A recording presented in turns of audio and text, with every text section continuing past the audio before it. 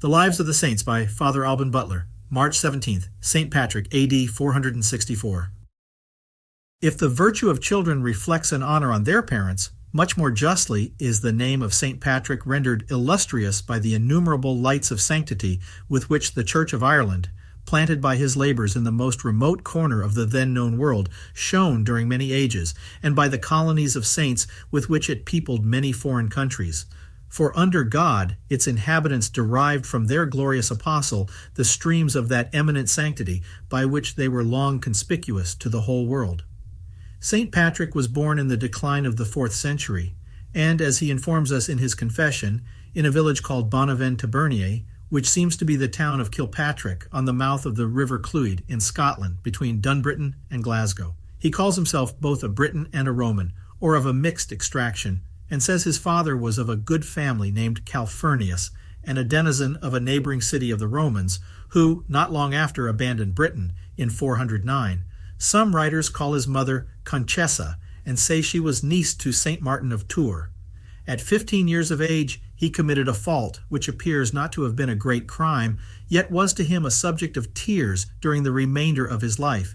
He says that when he was 16, he lived still ignorant of God, meaning of the devout knowledge and fervent love of God, for he was always a Christian. He never ceased to bewail this neglect, and wept when he remembered that he had been one moment of his life insensible to the divine love. In his 16th year, he was carried into captivity by certain barbarians, together with many of his father's vassals and slaves, taken upon his estate.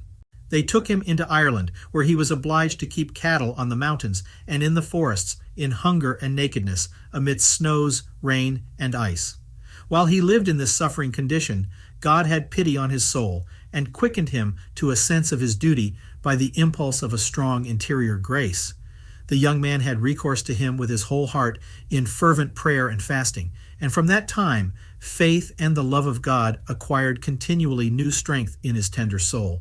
He prayed often in the day and also many times in the night, breaking off his sleep to return to the divine praises. His afflictions were to him a source of heavenly benedictions, because he carried his cross with Christ, that is, with patience, resignation, and holy joy. St. Patrick, after 6 months spent in slavery under the same master, was admonished by God in a dream to return to his own country, and informed that a ship was then ready to sail thither. He repaired immediately to the sea-coast, though at a great distance, and found the vessel, but could not obtain his passage, probably for want of money. Thus new trials ever await the servants of God. The saint returned towards his hut, praying as he went, but the sailors, though pagans, called him back and took him on board. After 3 days' sail they made land, probably in the north of Scotland, but wandered 27 days through deserts, and were a long while distressed for want of provisions, finding nothing to eat. Patrick had often entertained the company on the infinite power of God. They therefore asked him why he did not pray for relief. Animated by a strong faith, he assured them that if they would address themselves with their whole hearts to the true God, he would hear and succor them. They did so, and on the same day met with a herd of swine.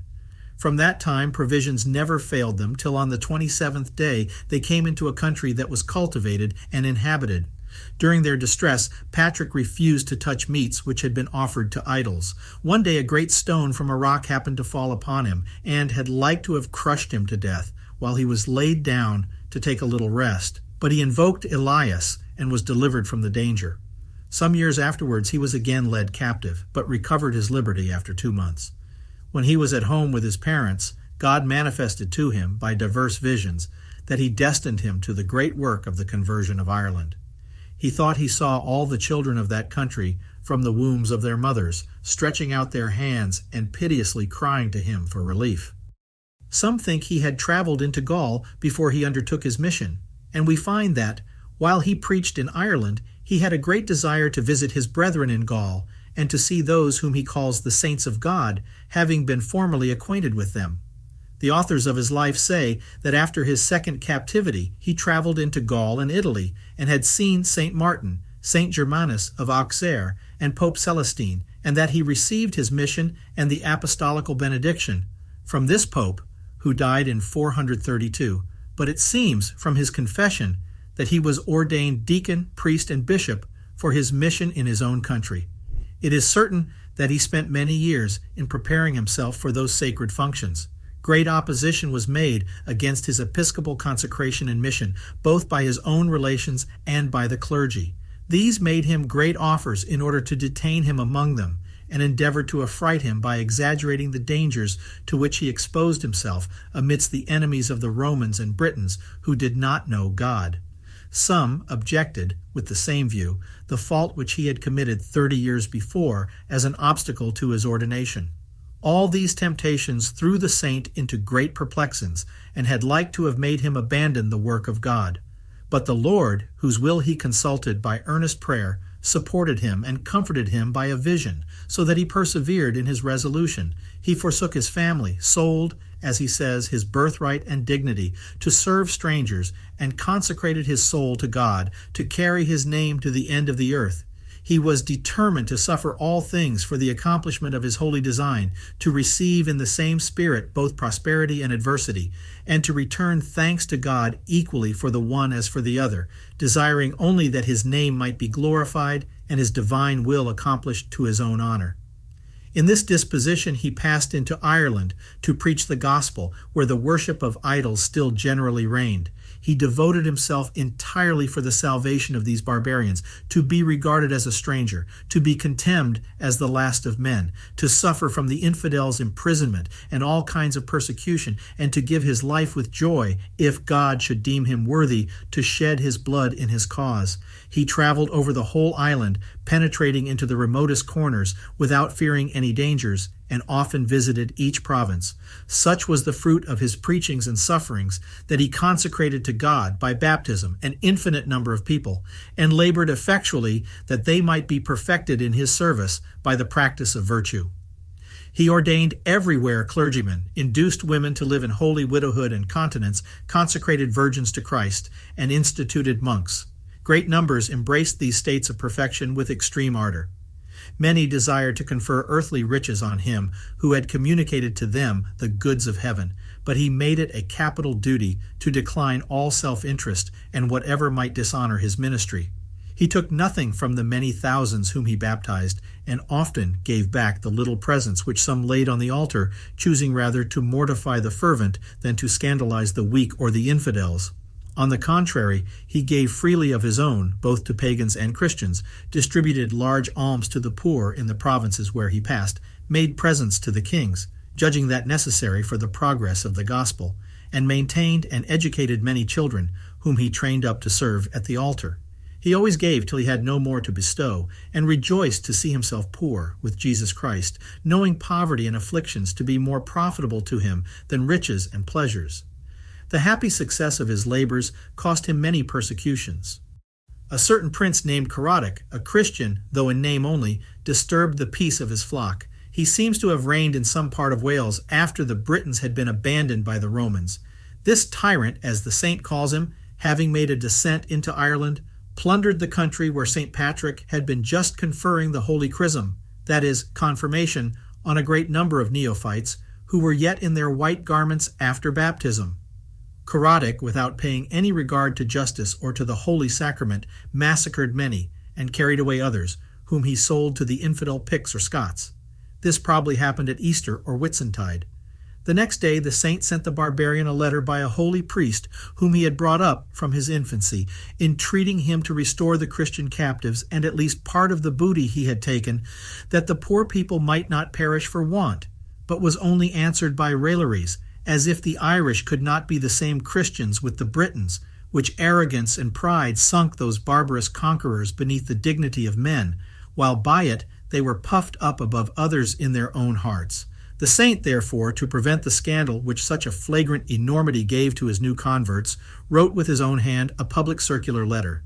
In it he styles himself a sinner and an ignorant man, for such is the sincere humility of the saints, most of all when they are obliged to exercise any acts of authority, contrary to the pompous titles which the world affects.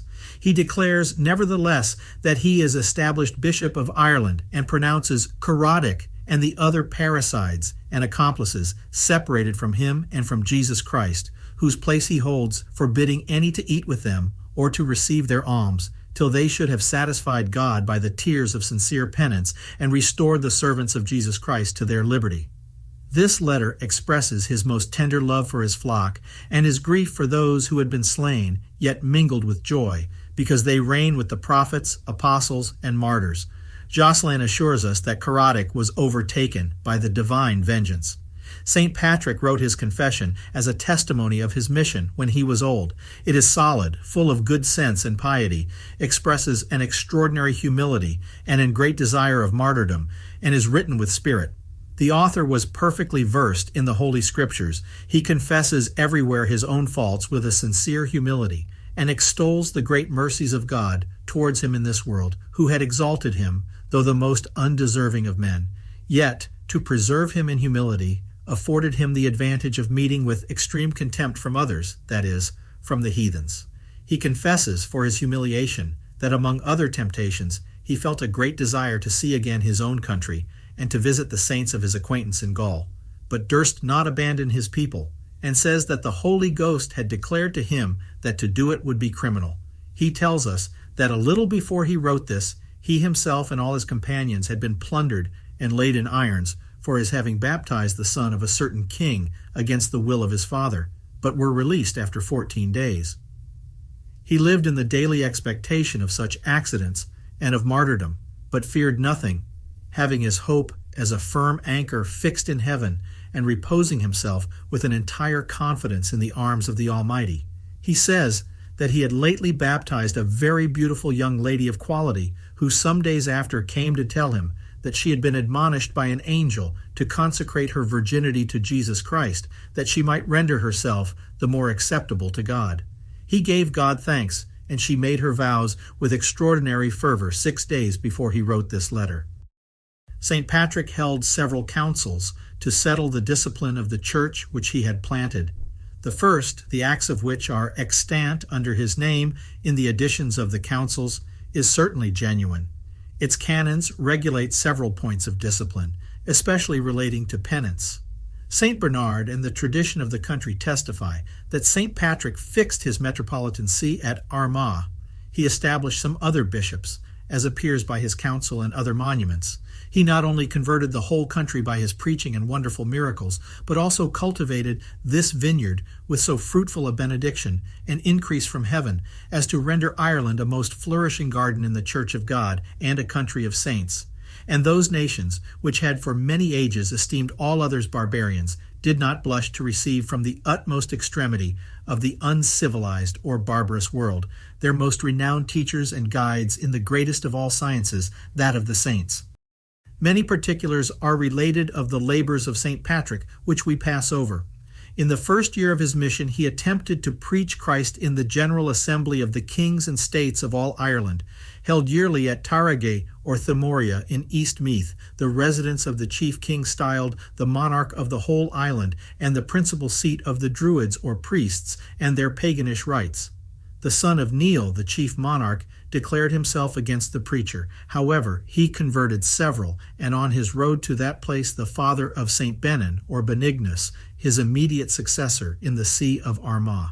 He afterwards converted and baptized the kings of Dublin and Munster, and the 7 sons of the king of Connaught, with the greatest part of their subjects, and before his death almost the whole island.